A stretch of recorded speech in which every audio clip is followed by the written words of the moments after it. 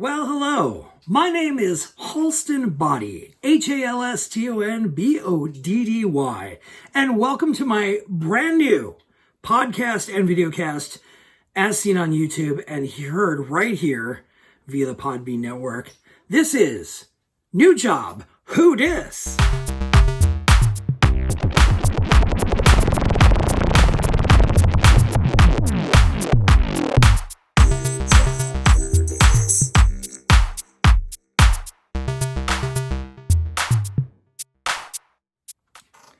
I'm so glad you've joined me because this is realistically the first time I've done a podcast in 10 years. I did a podcast with a very close friend of mine, one of my longest and oldest friends, and it was a blast. But new technologies, much easier paths to make podcasts and videocasts than 10 years ago. Trust me, kids. This is going to be a fun adventure. Welcome to my lavish set. For those who are listening just on the podcast, you can't see it, but it's amazing. Trust me. I am here to talk about my life. No, I know that's too general. But realistically, New Job Who Dis is the podcast that I decided to start based on my life's adventures in jobs. Finding jobs, hustling for jobs, finding work, chasing careers, doing all the things that I was either taught to do or things that I decided to teach myself. Either way, the point of this podcast is hopefully to inspire and give people hope. And of course, perspective, because realistically, when you've been through so many weird and different adventures that I feel that I've been through, and I'll be honest, at 47 years old, and let's be honest, I'm not having kids. So we're going to teach whoever is listening perspectives of the adventures that I've been through in the job chase world, stemming from my life starting in the Midwest and moving out here to Southern California, right here in Los Angeles. And it is an adventure I have had in that many years since I started working in any sort of employment. At the ripe old age of 14 years old, I have had over 40 jobs. And some of those jobs have been for years on end, and other jobs have absolutely been for 1 or 2 days. But I feel like it's important for me to share all of the weird and wacky stories of how I've gotten the jobs, how I kept the jobs, sometimes how I decided to quit the jobs with both middle fingers in the air. But either way, it is important to know that you need to get perspective as to who I am. I have had to ask myself many times and over many years, what am I going to do next? What is my future lie? What am I doing in 5 years? You know, you've been asked that question so many times in interviews or some weird essay of some heart. Where do you see yourself in the future, young man or woman? That is the hardest question to answer nowadays, because back when I was a young child, I used to try and think of like the most smartest answer, like, I'm going to come up with something so brilliant, like I'm going to be a PhD in something, or I'm going to have this glorious career in 5 years. And let me tell you, every time I've tried to answer that question of where will you be in 5 years, it has never been true. No matter how glorious of a vision I have in my head, it has never been true when I've answered that question. So I feel it's important that you need to understand who I am and where I come from first before we dive into our first job ever. This is the introductory episode. I welcome you all. Thank you for being here. This is going to be an adventure. I am going to have these episodes up every Monday and Friday. I feel it's appropriate if during the work week you can start with a good story about the successes or failures I've had in the working environments that I've been in, and you can end the week on another glorious note on a Friday. So kick off your heels and kick back. We're in for some story time, ladies and gentlemen. So here we are. I'm Halston Body. My real name, or as they say in the wrestling biz, my shoot name is Robert Koenig. Most people know me as Bob. I've had many nicknames across the universe, but Bob is my shoot name, but I prefer Halston Body. In fact, you should just get to know me as Halston Body from now on. Trust me, it's more fun. I was born in 1973 in a southern suburb of Milwaukee called Bayview, Wisconsin. It was a little bit on the east side as well. And then my family moved out to Wauwatosa on the west side. That is a fun word to spell. Don't look it up, try to spell it, and let me know what your results are. I would consider myself a rough and tumble child. And what I mean by that is that I'm the, kid that got dirty, played outside, ran around the neighborhood, had neighborhood friends that we would play tag with and, make mud pies with and, steal vegetables out of gardens and, all sorts of fun juvenile things when you're under the age of 10, I guess you can get into. I had a great childhood. It was fun. The one thing you need to know for this podcast moving forward about me is that I was sort of forced to be a creative child. My parents are both artists and crafters. My dad has a degree in drawing and painting, can draw from memory and paint glorious things, and he's a sculptor and an artist all around. And my mother is a crafter, sewing, knitting, all the things involved that you can find at a Joann craft store. She has done it, and she has done it in her sleep. That combination of my parents obviously made a DNA package for me to be a creative person in general. But what really forced that hand was, as a child growing up poor in Milwaukee, and I will say poor, we were not rich by all means. I can tell you what kind of poor we were. My brother and I were grounded by my mom and dad one lovely day. They were mad at us for some reason. I couldn't even remember what that reason was. However, we had to go to the grocery store that day. And even though my mom was super mad at us and grounded us, we couldn't do nothing, she forced us to go to the grocery store with her. Well, my brother, right out of the gate, found a $20 bill on the street, and my mom super ungrounded us because she asked us for, if you give me that 20, you boys can be ungrounded and go play outside when we're done with this grocery run. I mean, listen, times were tight back in the late 70s and early 80s. All in all, though, I had a great childhood growing up, and when I say I was forced to be creative, what it meant was that my parents taught us to not bother them. We had choices as children. If I wanted to pester my parents by saying things like, "Mom, I'm bored," or, "There's nothing to do," and you hear that vernacular from children to this day, my parents would put us to work. Oh, you have nothing to do? Oh, you're bored? Well, here's a rag. Go under the dining room table and clean the dining room table legs with this, pledge-filled rag. Or take out the trash, do the laundry. I mean, it was just chores. So it's not that we didn't have to do any chores, but at the end of the day, rather than being forced to do those chores and not bothering our parents with our whines of boredom, we kept ourselves active by just coming up with things to do, whether it was keeping quiet and just drawing or coloring or creating games with cards. We learned all sorts of board games as children. We just kept ourselves occupied because my parents just didn't want to be bothered with our noise. Children, as my mom would famously say, children were meant to be seen and not heard. Ha! Whew!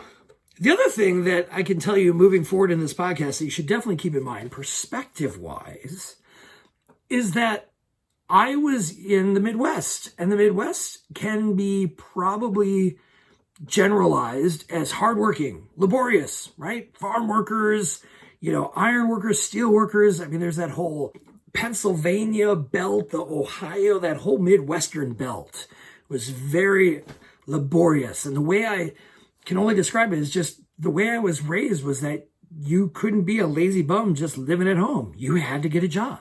That was your path to getting out of the house growing up in the Midwest, was get a job, you lazy bum, save up your pennies, and get out of this house because we raised you. Once you hit 18, it's time for you to fly. So ingrained in me was this level of, creativity and a level of just, getting by with whatever you had, mixed with this, inertia of always having to be working. My dad worked almost one job for 30 years at the Wisconsin Gas Company. So that was the foundation I was witness to. I mean, I didn't have any other creatives in my life as a child who were, fly-by-night people who found jobs on the weekly or chased dreams and did things that were out of the ordinary. It was a Monday through Friday kind of world with a steady paycheck and insurance and got to raise the family and the whole Midwestern values thing. So that's a little piece of me. As we continue with this podcast, you will absolutely learn all sorts of layers of Halston Body. You will find out all sorts of things that I have learned, all sorts of mistakes I have made. I will absolutely share with you the insight as to how I failed in life in order to possibly help you not fail. I will tell you about the things that I've dreamed about and the visions I still have about my future in the working world. And I hope you stay with me because after 40 plus jobs in my lifetime, there's a lot to talk about and a whole lot of experiences I can share. So thank you for joining me. So that's a little bit of me. Let's get into my first job ever in the history of time and space in the universe. I was a young 14 years old when I landed my first ever job in Wauwatosa, Wisconsin. My high school friends had the job first, and that job was a job that does not exist any longer. I was a paperboy. Oh yes, the famed Paperboy. They made a video game about my career at the time, and it's one of my favorite games, side note. That being said, I was a 14-year-old paperboy in Wauwatosa, Wisconsin. My high school friends had the job. And of course, when your friends are making money and they're telling you about their cool job that they have to get up at the crack of dawn to do, and all of a sudden they have money for things that you want to do, you're like, how do I get that job? I couldn't tell you exactly how I landed the job other than having one of my high school friends refer me, because I believe 3 of them already had the job and a 4th one was going to jump on once I got mine. I remember having to speak to some sort of station manager or a district manager and, making sure that this 14-year-old isn't some dingbat and an irresponsible piece of work so that they could trust them to actually handle delivering papers and walking through the neighborhoods doing so. In that year of 1986, oh yeah, 86, I was 14. Mwah, what a sweet spot. I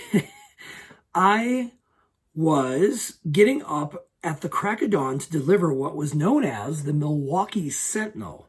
Back in those days, there was a morning paper and there was an evening paper. It was the Milwaukee Journal in the evening. That came out and you got it on your porch somewhere between 4 and 6 o'clock. And the morning paper usually got delivered sometime between like 4 to 6 a.m. Oh yeah, during high school, I was getting up at like 3:30 in the morning, 4 in the morning to make sure I was cognizant enough to wait for the paper delivery folks to show up to my place and dump off the adequate number of papers to me so that I could carry them and deliver them to the proper places. So I don't remember how the pay structure exactly worked. I remember that it was a very low wage, but you got a base off of how much you collected from your subscribers on the route. And I remember there was like a really low base pay for it. It was almost like a server thing, but you had some sort of percentage cut of what you collected and how many subscribers you had, just like the video game. The more subscribers you could throw your paper at the house and have them get it, the more money you made. when I first started the route, it was small beans. There weren't many customers. I want to say I had 20 at the most. Maybe I think I had less. I could have had like somewhere between 15 and 20. And the route I had, in a perspective way, was very short. When I look back at it now, being 14 years old, it seemed like I had to walk to the end of the earth to, deliver these papers.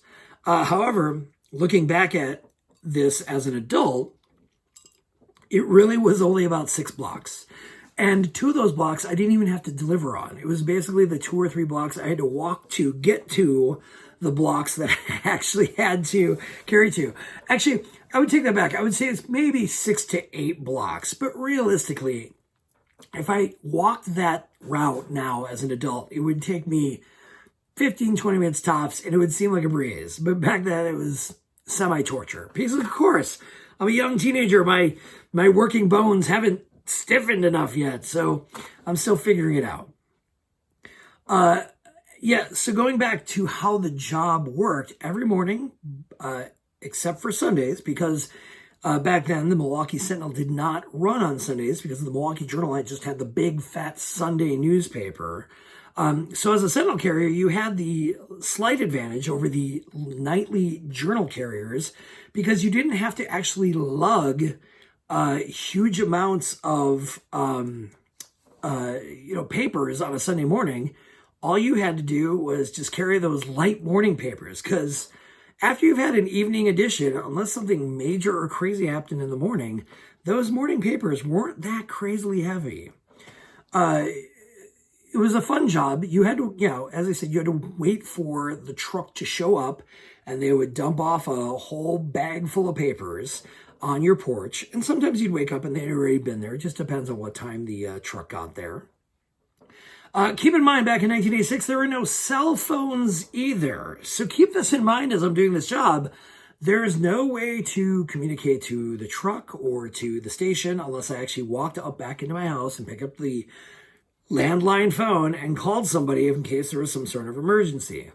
Also, I don't believe it was very easy or at all capable for you to call out of your job the same day. You pretty much had to do it even if you were sick, or you had to just find somebody else to do it. Sometimes you could call your high school friend, hey man, I've got the flu. Can you please run my route for me? And you would just make sure the station manager knew that was going to happen. But as long as the papers got delivered, it didn't matter what warm body did it realistically. But as long, So, I remember that being a big thing, is just waking up so early on a school day. And Saturday mornings, too. Now, mind you, as a teenager, getting up at the crack of dawn on a Saturday morning really wasn't the worst thing. I wasn't the sleep-in type of sleeper anyway, but, you got to do your job. You got to do your job. Once you get it up that early and you have the rest of the day off, it's really not as bad because the sun's going to be coming up and you've got the rest of the day to do whatever you want. Teen stuff. Teen stuff is fun, like video games and Dungeons and Dragons and sleepovers, playing sports in the street and all those types of things. Moving forward, the job was not that hard. I mean, realistically, I had to get up, grab the papers, make sure I counted them, make sure I had the right amount. I knew how many customers I had. I think they gave you a printout as well of how many papers you were supposed to deliver and how many papers you got. Sometimes they would give you an extra couple just in case some were damaged or just in case there was some sort of weird miscount. So usually at the end of your shift and carrying all the papers to every house, you would normally just have, plenty of papers, a couple papers here and there left over, and you were good. That was also a nice buffer to have just in case there was a rare instance that you would forget to deliver to a house. It happened. I mean, people make mistakes even in the most patterned way of walking through the neighborhood. Sometimes you forget to give it to that house because you didn't get enough sleep and your body's just not thinking. So, you got those papers. You learned how to fold them because when they're all sort of loose and discombobulated in some sort of weird stack that keeps shuffling and moving, it would cause problems. And you learn this really simple trick of just folding them in thirds and tucking one side in, and made it really simple because you could also throw them, or if it was raining, they would give you bags. You could throw those papers inside those bags, fold it, and then toss them up on the porch or put them wherever you needed to put them. As a paperboy, you were giving trust to walk through neighborhoods, approach houses, mildly cut through yards, take little shortcuts, that old, path through the neighborhood. You just created it to make it the most efficient walk you could, because you didn't need to go up and down every sidewalk path up to the porch. You could just get off the porch, cut across somebody's yard, go up their porch, and keep moving like that without damaging yard or flowers or whatever you're doing, walking through their yard.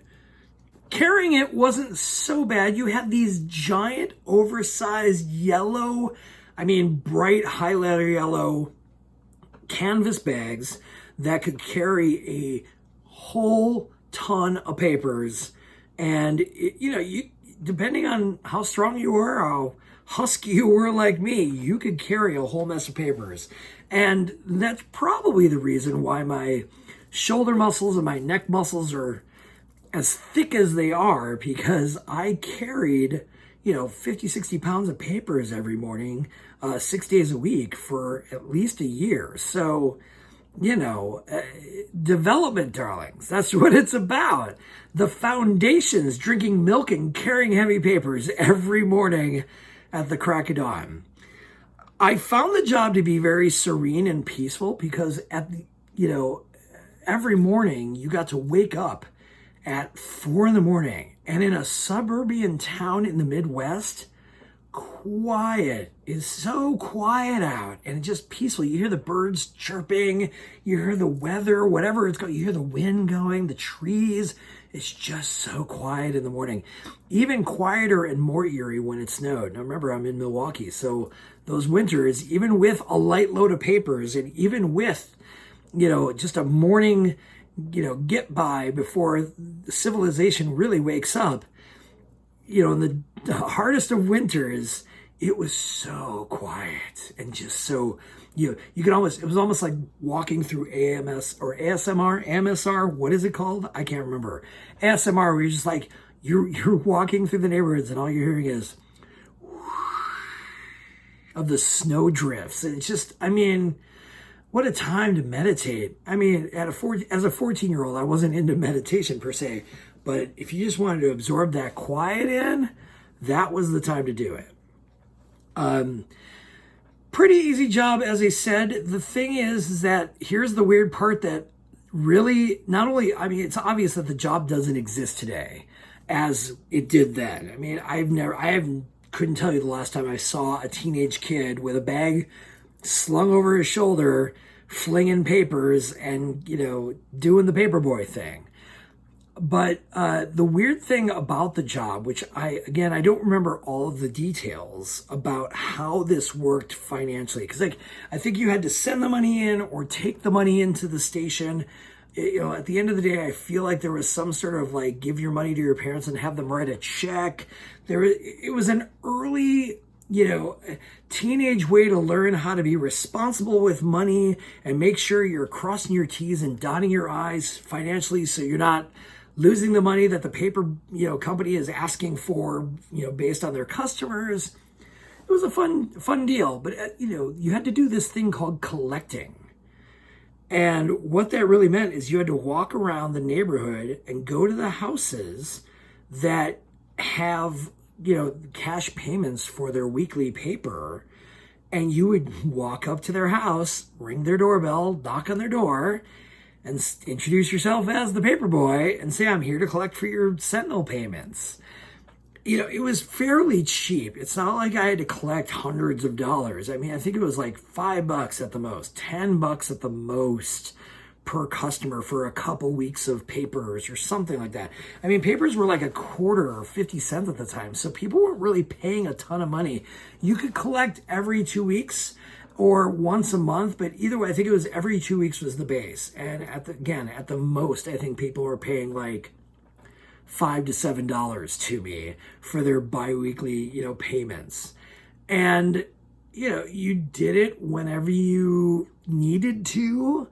You try to do it on a regular schedule. However, of course, as a teenager, and you kind of feel like you want that money for the weekend or whatever thing you need money for as a teenager, because, impulsive buys.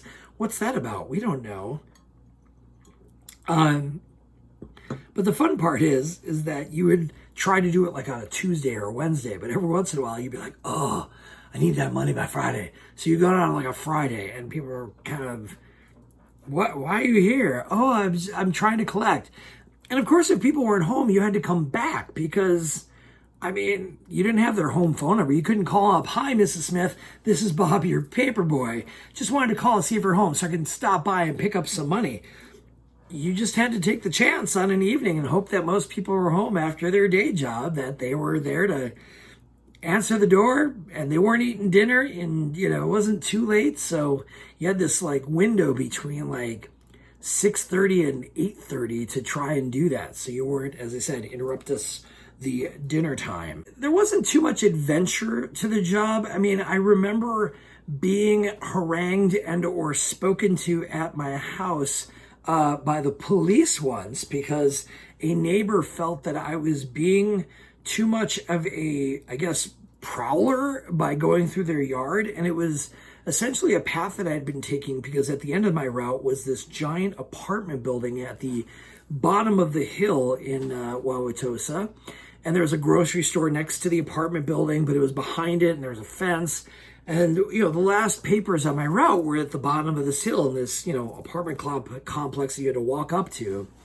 Well, instead of walking back out of the apartment complex area where all the, pathways to where the driving was and all the way up this hill, I would just climb the fence and cut through a couple yards to get back to another street, which basically took an L curve on the left and got me back up halfway up the hill back home.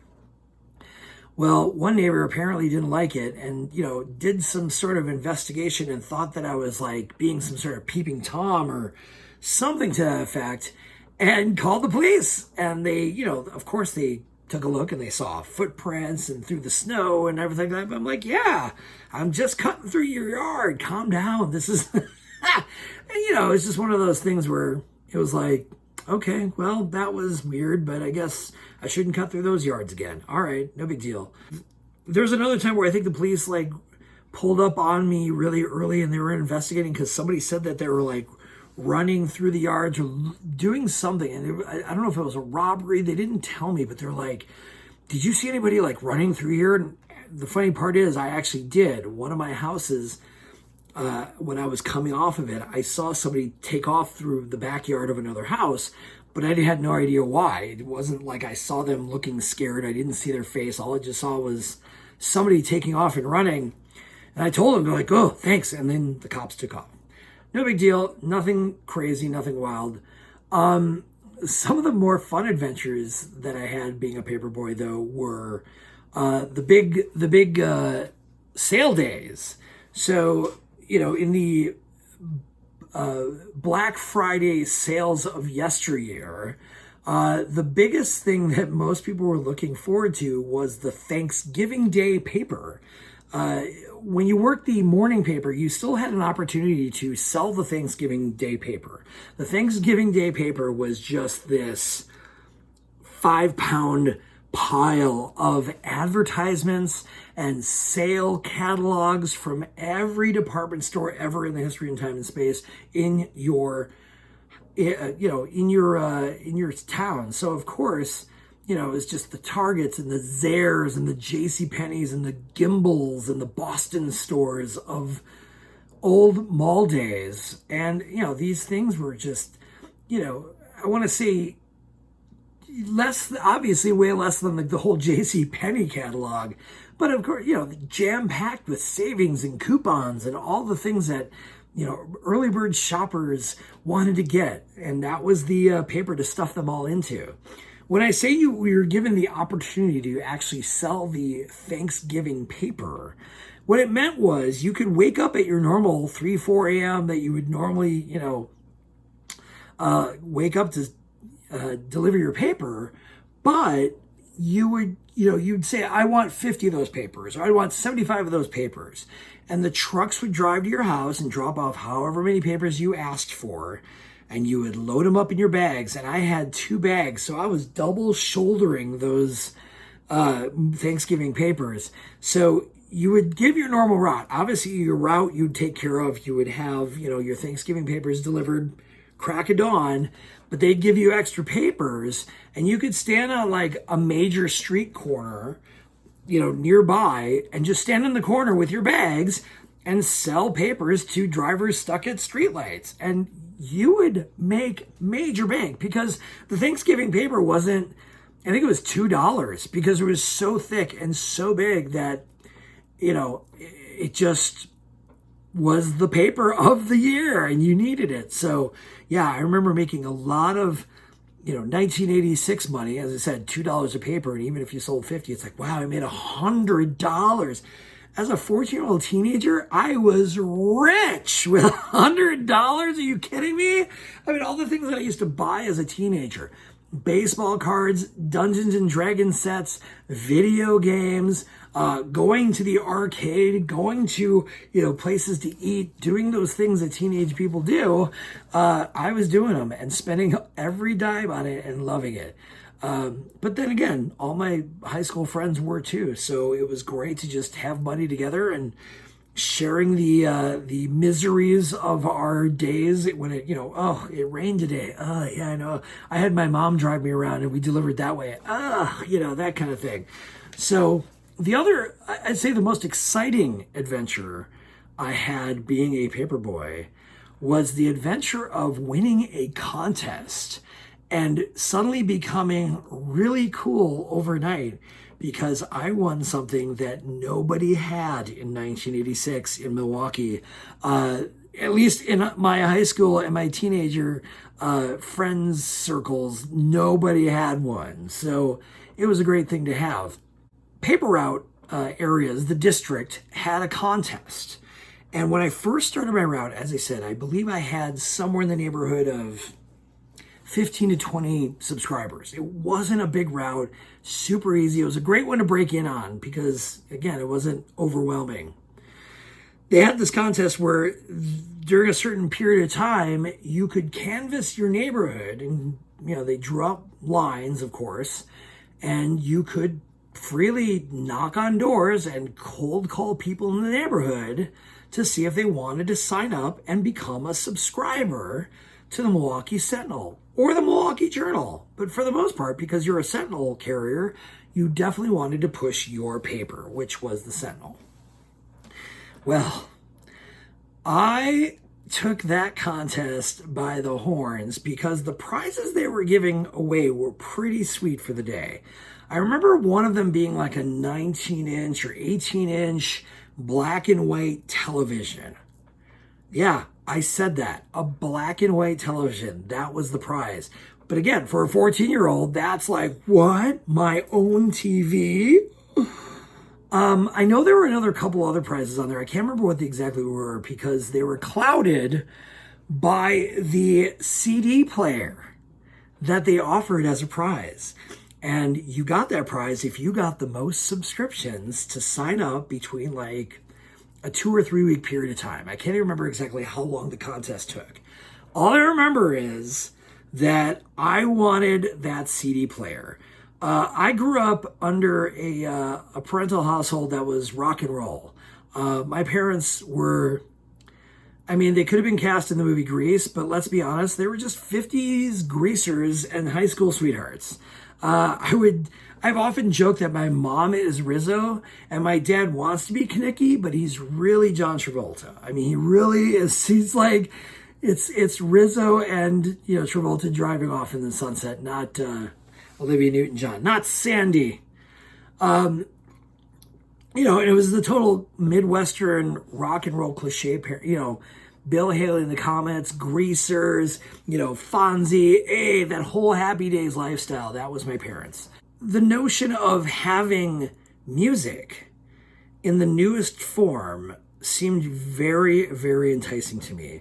My dad got us introduced to 45s and albums and taught us about 78s, and we had 8-track players, and of course cassettes existed, and LPs. I mean, I love albums. Milwaukee, Wisconsin is very album-oriented rock. I very fondly remember having my Walkman on when I ran my paper route and having, Laser 103 and 93 WQFM on my radio dial, listening to Get the Let Out and all the album-oriented rock of the Midwestern flavor. All that Rush, Cheap Trick, Yes, and Billy Squier that you could handle.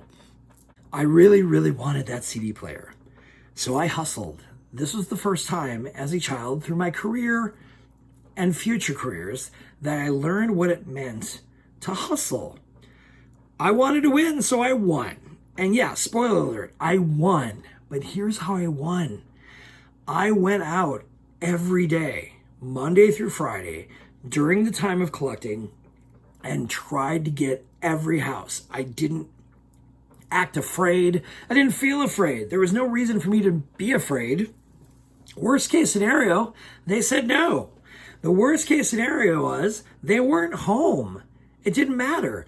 I just wanted to get enough yeses to win. That's really what it came down to. The totals of how many new subscriptions wasn't even close. I think I had like 42 new subscriptions, and the closest person to me had maybe 15 or 16. So I won the CD player. Oh, and what was that CD player, you may ask? Oh, well, in 1986, it was a Panasonic 1-disc, 20-track programmable CD player with a remote. That was technology overload for that day. We went to some sort of electronics store. Best Buys really didn't exist like you know them today. There was no Walmart or any place to just buy quick electronics. You had to go to like an American appliance and TV store or some sort of specified TV and appliance store where it was the Best Buy before Best Buys. There weren't CDs there. It was just washers and dryers and vacuums and stereo systems and TVs, of course. I do believe that the district manager had quite a bit of sticker shock and probably a little bit of a lump in his throat of regret letting me choose the CD player as my prize, because in 1986, I vividly remember that 1-disc 20-track programmable CD player was in the neighborhood of $350 to $370. And yeah, they choked on it. But at the end of the day, I got them 42 new subscribers. That means my load in my oversized canvas bags of newspapers just tripled and the weight went up. And boy, that Thanksgiving paper, whew, it went from 20 to 60 in a year. And that, what an event. Now, when I say I became cool overnight, again, in 1986, no child or teenager had their own CD player. It just didn't happen. Some of the richer kids, I know they had CD Walkmans, those yellow sports Walkmans and things of that nature. But in that day and age, just having a big home system like that, no. And it started my purchasing power of CDs and getting into CD buying and collecting and, finding all those CDs that I still own a whole ton of, but not in the original form. So that was one of the biggest lessons of starting my first job. Hustling. You gotta hustle. You gotta make it happen. And that's what I did. I don't remember how I quit the job, why I quit the job, how I ended up leaving. I think I just basically got to the age of 15, and that's when I decided to venture out and get a new job. And that is what the next episode will be about. My first, what I would consider a more real job. Being a paperboy was absolutely a job. It was definitely hard work. It was teenage, heavy lifting labor. but boy, that set the tone and the pace for my hustle game in the future. This has been New Job Who Dis, and I am Halston Body. Thank you for joining me on my first podcast and videocast, my first videocast in general. For those just listening to the podcast, I'm also recording this. This is going to be available on YouTube. It is currently on YouTube if you're watching this. But thank you for listening to me ramble and get through my first podcast in 10 years. Please stick with me. There are at least 39 other episodes of New Job Who Dis coming your way. Again, I will be having this show published every Monday and Friday with new job adventures. There's going to be part 2s. There is going to be some side adventures with my jobs. There are going to definitely be some more laughs. There are definitely going to be some tears. But again, I hope you join me on this magical journey of job exploration, hustling through getting, hired and staying with jobs and quitting jobs and all the things that are involved in what my thought process was, what career goals I wanted, and it's all going to come full circle as to how did I get here? How did I become Halston Body? Why am I wearing such an amazing face full of makeup? Why am I wearing a hot women's top? So many questions, so many layers to be explored in New Job Who Dis. Once again, Halston Body here to thank you for joining us. Please subscribe. Please share. Please like. Please enjoy some Crystal Light out of a champagne flute like I am doing. And, stay fabulous. Stay flawless. Stay with me. I appreciate all the support. Send your comments. Share with me your experiences. If you were a paperboy at some point in your life, share your questions. You may have questions about being a paperboy that I may not have answered in my first podcast. But either way, this has been an adventure and a fun one at that. Stay tuned for the second episode coming out this coming Friday. You're going to be super happy about what my next career choice was because it, again, set the foundation for where I am right now. This has been New Job Who Dis. I am your host, Halston Body. Thank you so much for watching. Thank you so much for listening. Podcast land, for my viewers on YouTube, please like, share, subscribe, tell your friends, tell your mom, tell your dad, tell your boss, tell people. Just tell somebody about this New Job Who Dis. I appreciate your listenership and your viewership.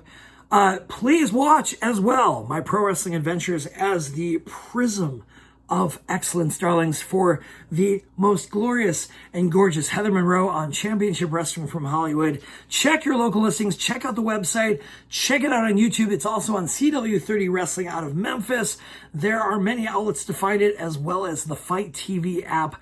Stay tuned. There are plenty more adventures coming your way from Halston Body and New Job Who Dis.